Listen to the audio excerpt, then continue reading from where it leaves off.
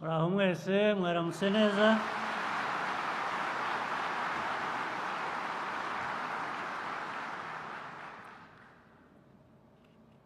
Ndishimye kuba twabonye umwanya twese uko turi hano kugira ngo dukore iyi nama ya RPF Congress.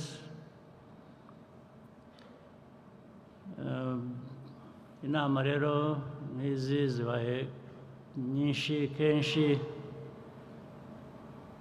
ndizera ko buri nama ibaye ifite ibyidufasha, ibyitwungura kugira ngo dukomeze twubake umuryango wacu wa RPF, ari nako twubaka igihugu cyacu.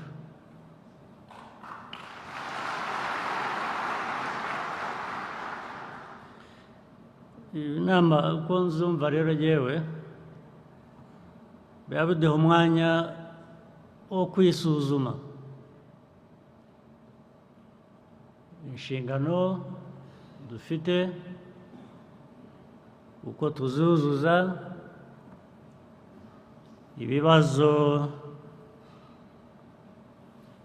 bihari ari mu muryango, ari mu gihugu, ari ndetse ku isi hose, kuko duhura nabyo, uko tubyifatamo cyangwa uko twabyifatamo kugira ngo dukomeze dutere imbere.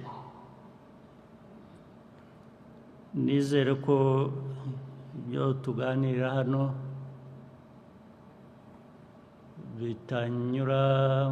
bitinjirira mu gutwi kumwe bigasohokera mu kundi gutwi, hanyuma hagati aho y'amatwi yombi tugasigarana ubusa. Ubundi biba bikwiye kuba tugumamo kugira ngo tubikoreshe kubaka no kwiyubaka.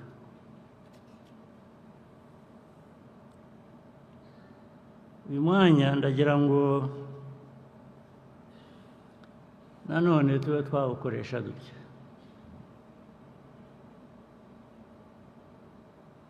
dutega amatwi, dutegane amatwi, dutekereze,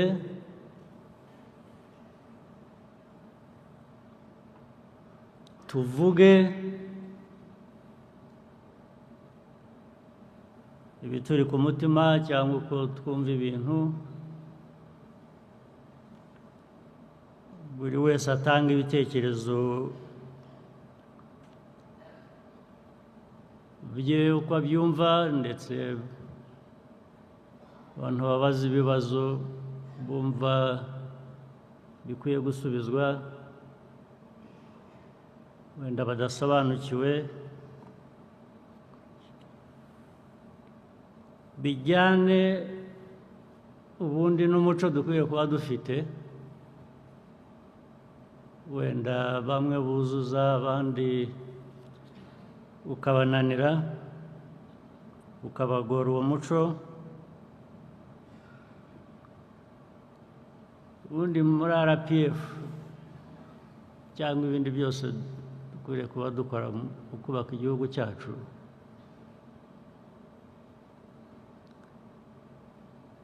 umuntu aba akwiye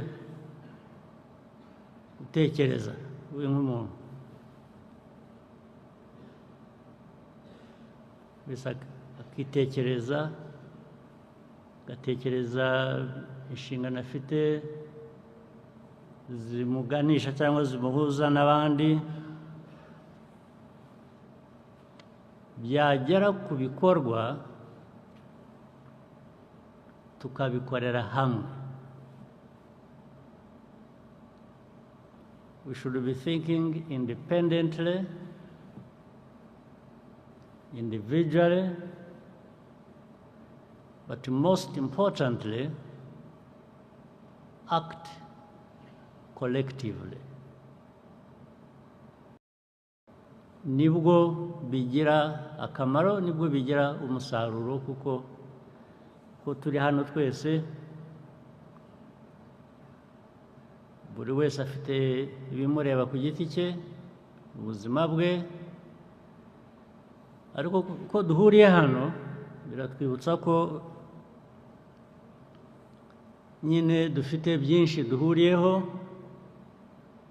Mu bikorwa rero niho hambere dukwiye kuba duhurira. Ntibibujije abantu no gutekerereza hamwe, ariko muri bya bikorwa niho bigaragarira, niho bizira, ariko bitabujije umuntu gutekereza ku giti cye ndetse gukora ibimureba uko abyifuza. Ariko hano ni ibintu bibiri bihura, ni ibitureba nk'abantu buri umwe ku giti cye, ariko noneho ni ibitureba kuba dukorera igihugu cyacu, Abanyarwanda n'abandi bose batuye u Rwanda.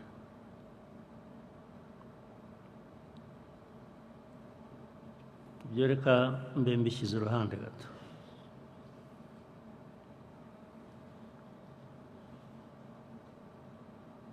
Musubire ku byo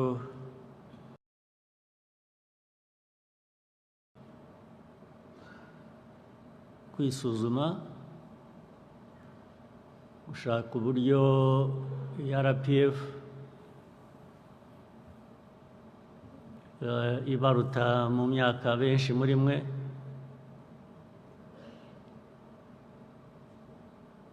iyi RPF iyo myaka imaze yagiye ihinduka, igomba guhinduka.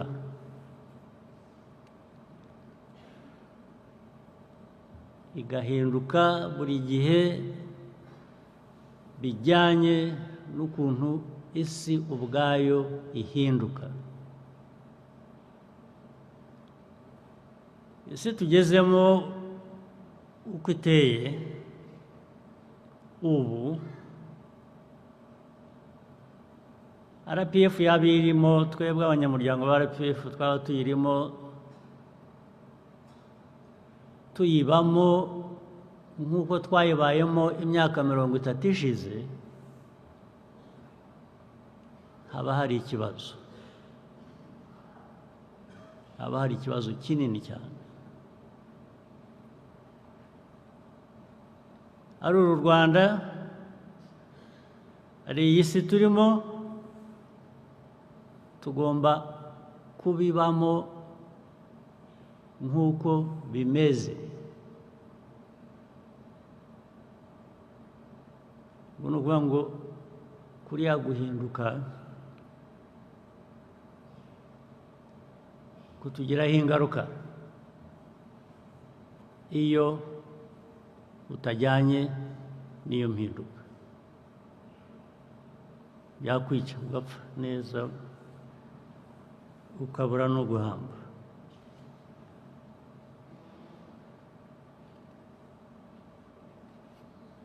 Ariko uko n'ibintu bihinduka kandi bigomba guhinduka buri gihe, ntabwo bihinduka byose, hari ikidahinduka.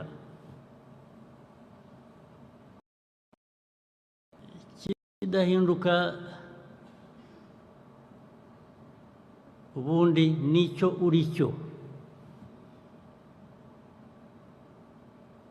ndetse n'icyifuzo cyawe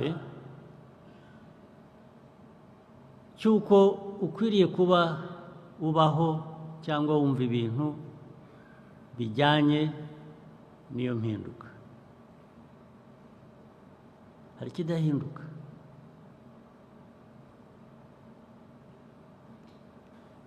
Niba mu mibereho no mu miyoborere nka RPF turi hano, y'iki gihugu, igihugu cyacu ko nacyo cyagiye gihinduka. Niba twaravuze ngo hari ikintu kimwe cy'inshingano dufite, imiyoborere bizima ni ibihe? Reka mvuge nko mu miyoborere, mu bintu bizima dukwiye kuba dukora, kugira ngo biri no mu mateka yacu no mu mvugo yacu no mu ngiro twifuza. RPF yaravuze ngo tugomba kurwanya ruswa.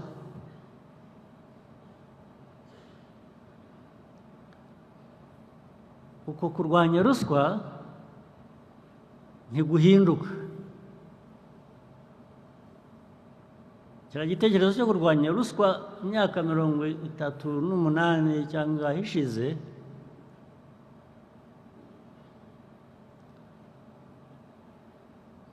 ntabwo cyahinduka ngo tuvuge ngo noneho ntitugiye kuyirwanya kubera ko twagiye mu gihe cyemera ruswa. Sinzi icyo gihe icyo ari cyo. Ahubwo igihinduka ni uburyo wakoresha kugira ngo uyirwanye. Ariko kurwanya ruswa ntibihinduka.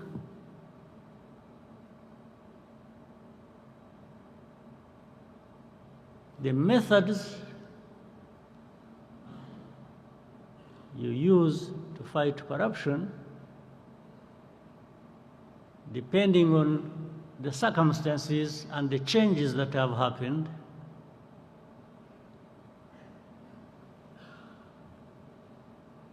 may change.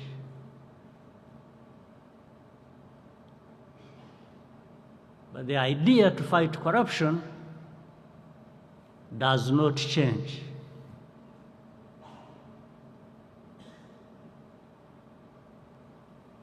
Icyo ndibwira ko ari urugero twakoresha, icyo navugaga bijyanye n'impinduka, ingaruka bitugeraho, ariko n'ukuntu hari ibyo tugomba kugenda duhindura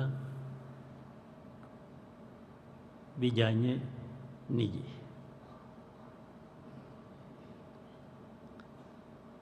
RPF rero n'abakadere bayo natwe twese abayobozi ku nzego zitandukanye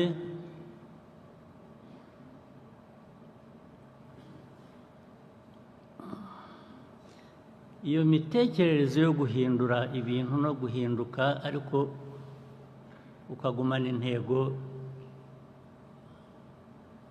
nyazo ufite,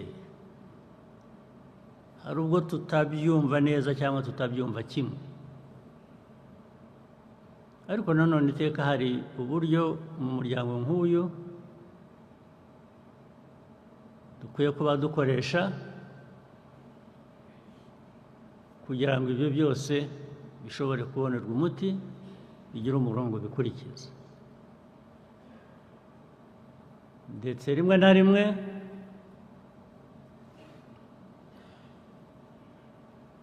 niyo mpamvu buri gihe imyaka 5, 10, 20 hagenda haboneka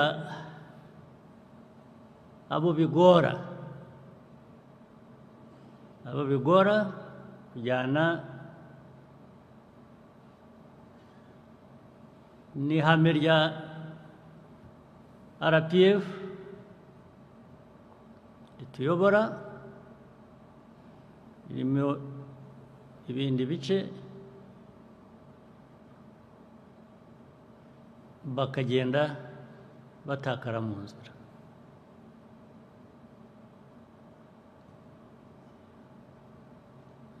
Ibyo biriho byarabaye bizaba, ariko RPF igomba gukomeza gutera nk'uko ikwiriye kubitera muri iriya si igenda ihinduka, kandi RPF nayo igenda ihinduka uko bikwiye.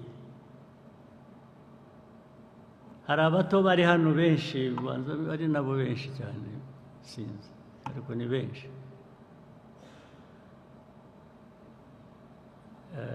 RPF yabayeho bataravuka, ndetse urugamba rwashingiye kuri RPF rwabohoje igihugu rukaba kugira ngo gihinduke. Naho urwo rugamba rubereye ni benshi bari bataravuka, abandi biyongera umubare munini, ubwo byombi hamwe bari impinja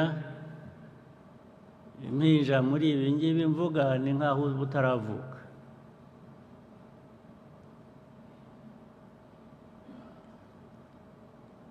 Ariko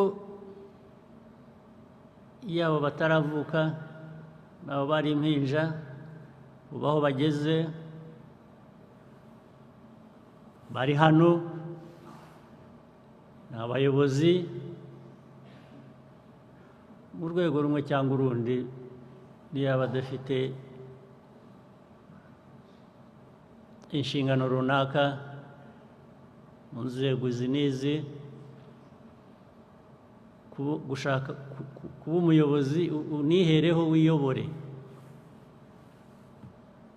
wishakishemo icyaguha aho ukwiriye kuba ugana igihe icyo ari cyo cyose. uri umuyobozi.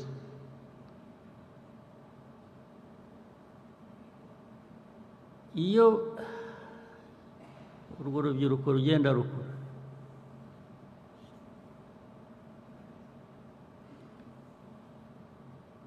bayoborwa n'iki?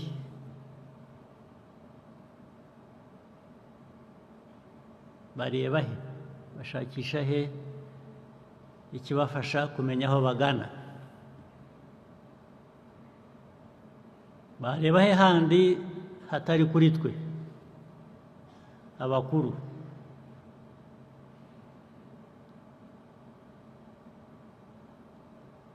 Iyi myifatire yacu twebwe abakuru itari mizima, ubwo hazarokoka bangahe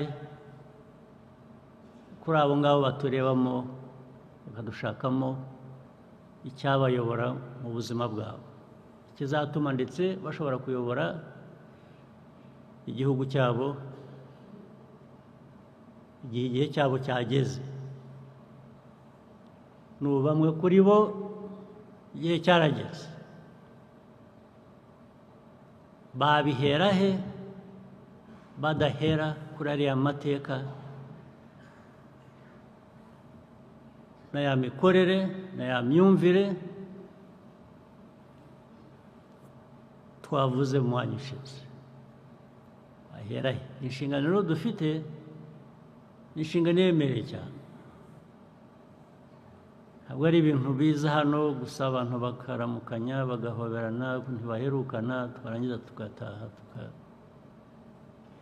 tugasubira uko twaje hano. Niho navugiraga ko n'uyu mwanya biba bikwiye kuduha muri twe kwisuzuma no gutekereza ibyo dukwiye kuba dukora n'aho tugana.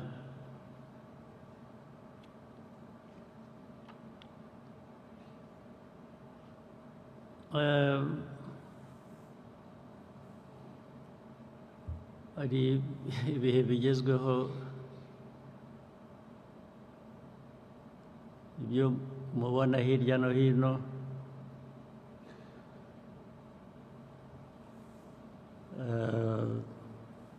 nabyo bya politiki bijyanye na politiki by'urubyiruko rusigaye duhaguruka rukagira ibyo rusaba. uzi ko ari ibyo ariko ukwiriye kugira ibyo basaba.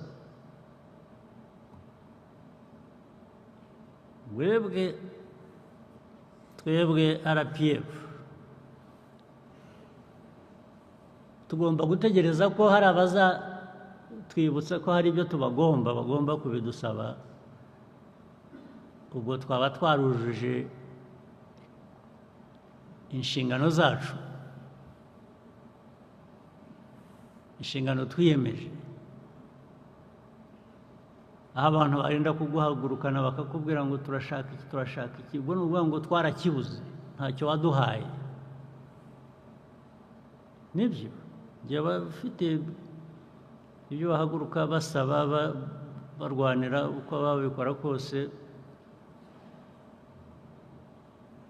njye ndabyumva. ndetse icyo bivuze, impamvu nabyumva ni uko ari nk'ibyo twakoze natwe tukiri bato kurinda tugera hano none.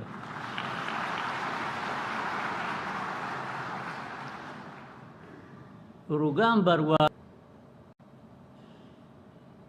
amateka ya RPF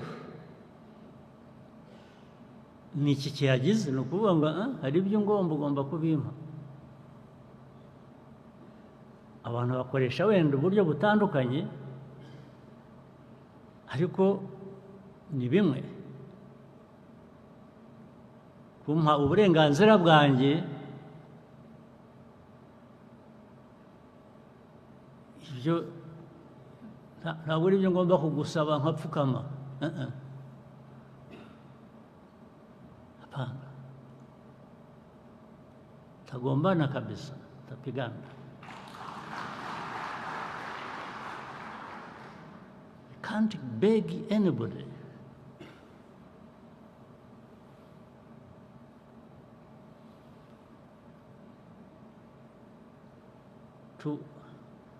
I don't expect anybody to give me my rights as a favor she's doing to me. Hapana. So, hano mu Rwanda bibaye bikurikiye rwose hakagira uvuga ati there is something, hari ibintu watugomba gutaduhaye, njye nabyumva kuko nanjye niho nahereye, namwe mwese niho mwahereye.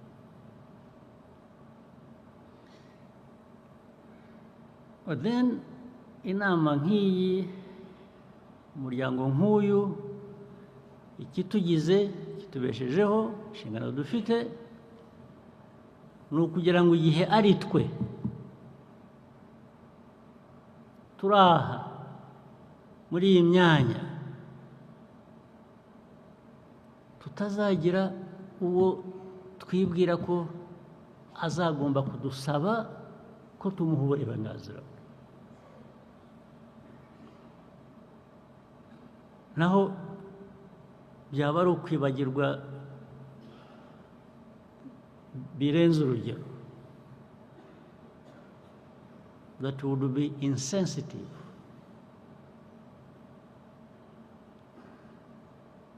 The right you demand is the right everybody has a right to demand. Ukuvuga ngo mu mikorere yacu tugomba gukora ku buryo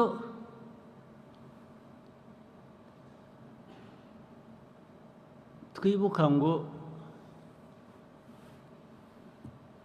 hari inshingano dufite, abantu batagomba kutwingingira, batagomba kudusaba, tugomba kubagezaho byanze bikunze. aha rero niho nshaka kuzira ku kindi kibazo.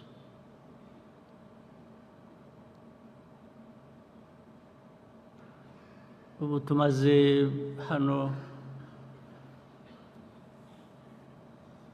RPF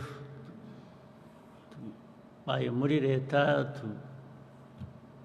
nitwe rwose ibintu byose bishingiyeho.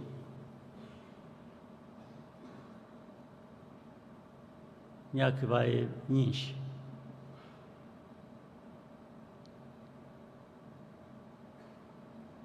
Tujye twisuzuma buri gihe turebe ukuntu twuzuza iyo nshingano. Ndahera ku miyoborere, ku mikorere,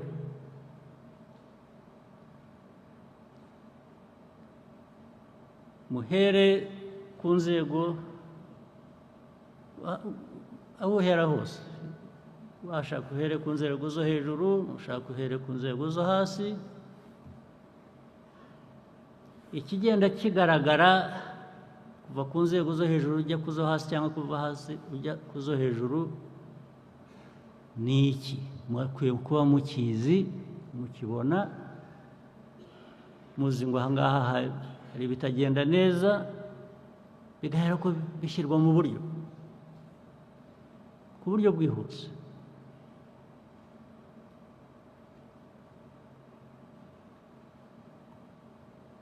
Mwe murabizi kundusha, mwari mukwiye kuba mubizi kundusha, mugenda hirya no hino kundusha, muhura n'inzego zitandukanye, iyo mushaka za serivisi n'ibindi, murandusha kubibona, kubyumva, kubimenya ndetse n'ingaruka bibageraho.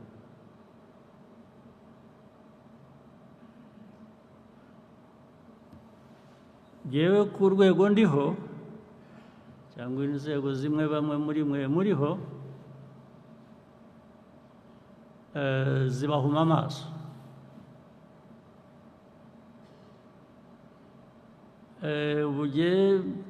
Iyo nsitaye abantu barahurura bakundamira ngo ntagwa hasi,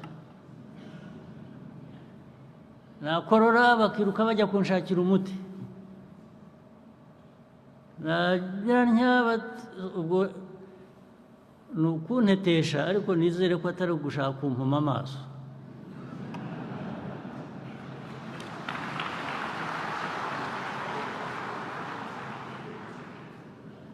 Kuko ibyo bamwe bakora bagira batya nibyo buri muntu wese ashaka kuba byamukorerwa.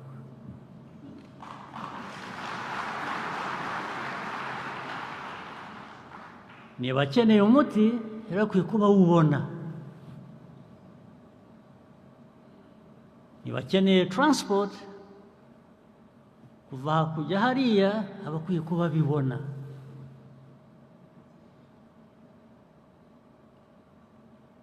Niba ashaka amashuri y'umwana aba akwiriye kuba ayabona.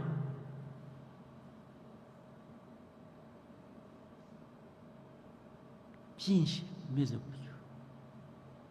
Ibyo tubibaza nde?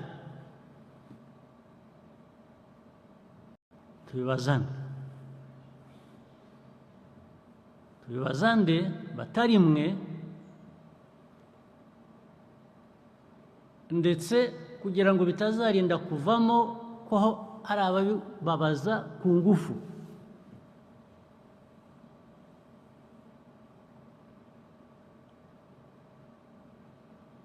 Utazenda kugira ubabaza ku ngufu, nk'uko uyu muryango washingiye wubatswe ku buryo wagombaga kugira ibyo ubaza ku neza cyangwa ku ngufu.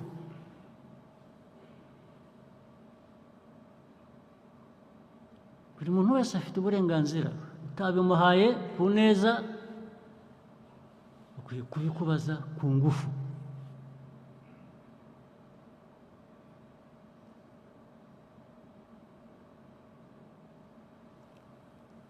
Rero iyo mwe mujyaho ukumva mu giturage iyo ngiyo bakajyaho bagahwihwisa bakavuga umuyobozi wabo kuri urwo rwego bariho bavuga uriya hari uwabwira se yewe ibintu byose arikanyiza kirarya ugana hariya wajya gusaba serivisi cya mbere ntibakwitayeho asanga umuntu umukobwa umuhungu yicaye aho ngaho yibereye kuri telefone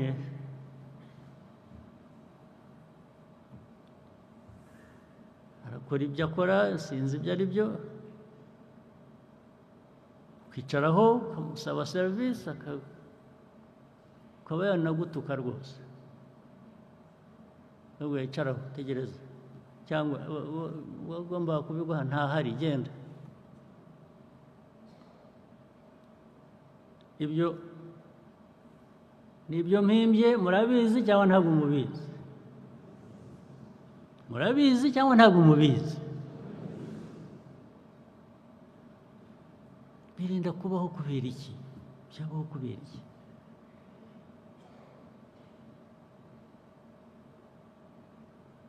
cyabaho kubera iki buri mwebwe bayobozi ari abari hano ari abatari hano banyumva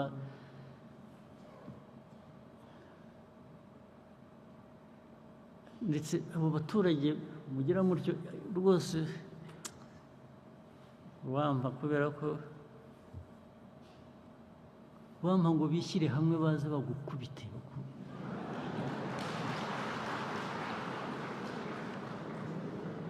rwose bakagira iruhande bagashaka inkoni bakaza bakagukubita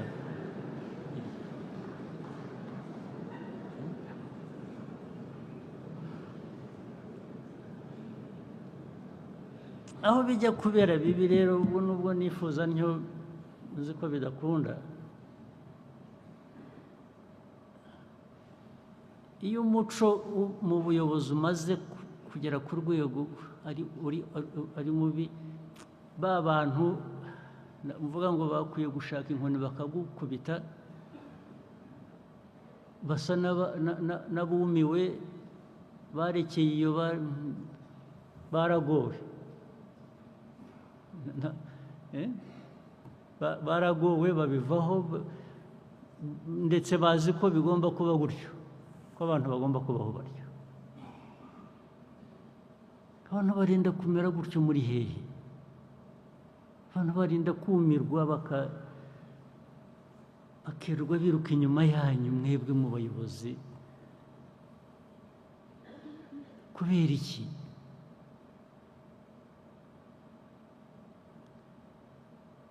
ariko ngiye kamabwiye iyo wamenye ndamukubita rwose ntabwo wamenye ko ari ibyo ngibyo mujyaho mukamutetesha ariko iyo namumenye ntarara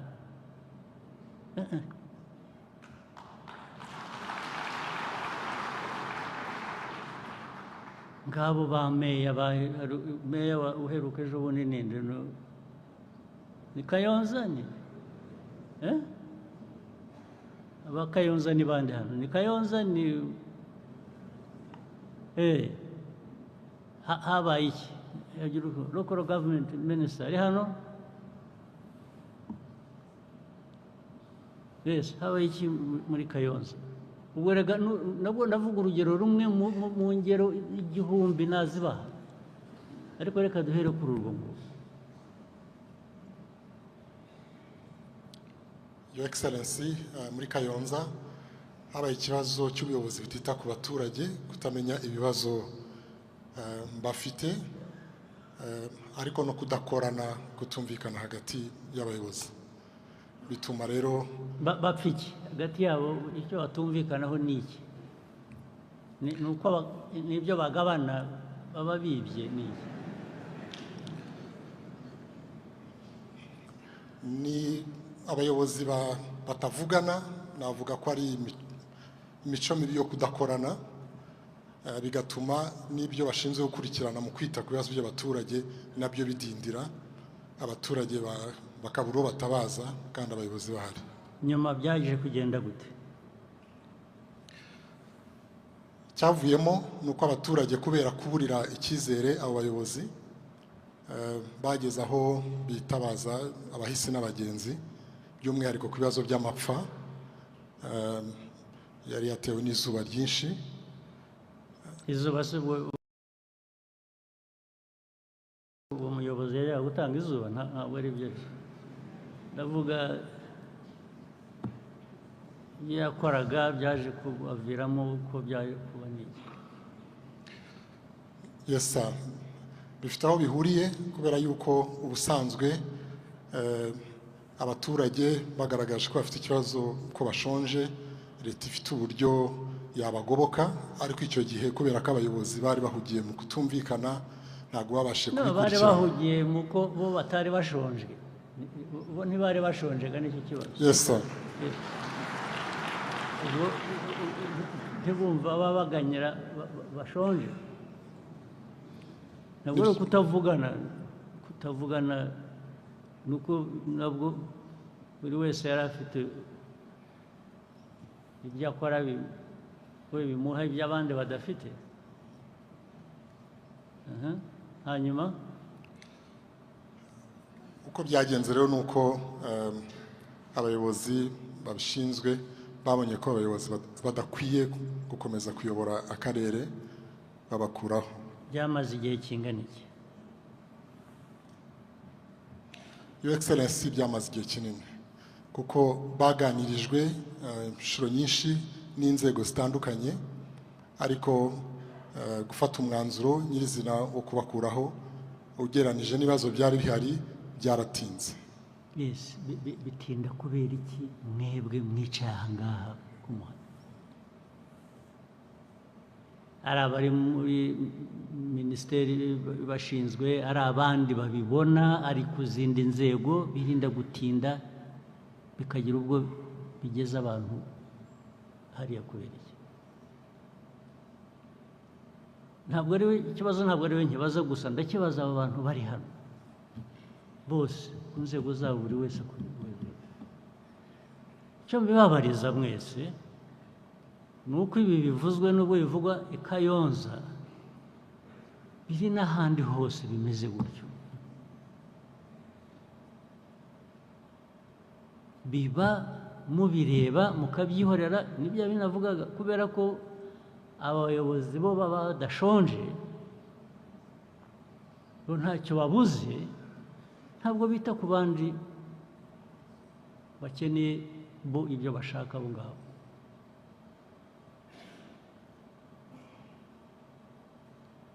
Hari kesi ya Bugarama za Rusizi, ibintu bijyanye n'imihanda, babicariho umwana wa infrastructure.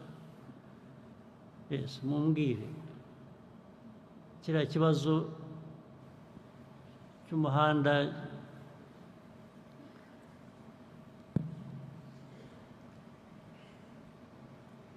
watengutse, usigaye nyirango usigaye warahindutse umurima, bahinga mu muhanda. Byarinze bigera hariya kubera iki? Icyo kintu icyo kibazo cy'umuhanda nyirango nakivuze hari ubundi igeze kujya ni 2017 ni ibintu mperuka kera, ariko umuhanda warasibye. Ejo bundi abantu barinda umutekano nibo babimbwiye rwose, badafite ahantu banyura, badafite uko bagenda.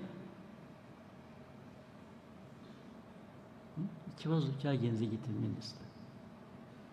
Mu by'ukuri Your Excellency, twavuga ko habayeho uburangare ku rwego rwacu nka ministry mu guhitamo ibishyirwa imbere mu bikorwa by'imihanda, kuko hari imihanda myinshi yakozwe kuva byavugwa mwabisaba ndetse n'abaturage babisaba kuva imyaka yashize 2017, kuko mu by'ukuri uriya muhanda warangije ubuzima bwawo wari wagenewe muri 2017. Kuva icyo gihe umuhanda uri ukeneye guhita usanwa. Ni umuhanda w'ingenzi uhuza igihugu cyacu n'ibihugu duturanye, ndetse ukanafasha inganda ziri hariya. Habaye iki rero? Byagenze gute? icyabayeho ni ukudashyira ku murongo neza priority uburyo ninde ubikora ni twebwe nka minisiteri y'ibikorwa remezo twagombye kuba twarabikoze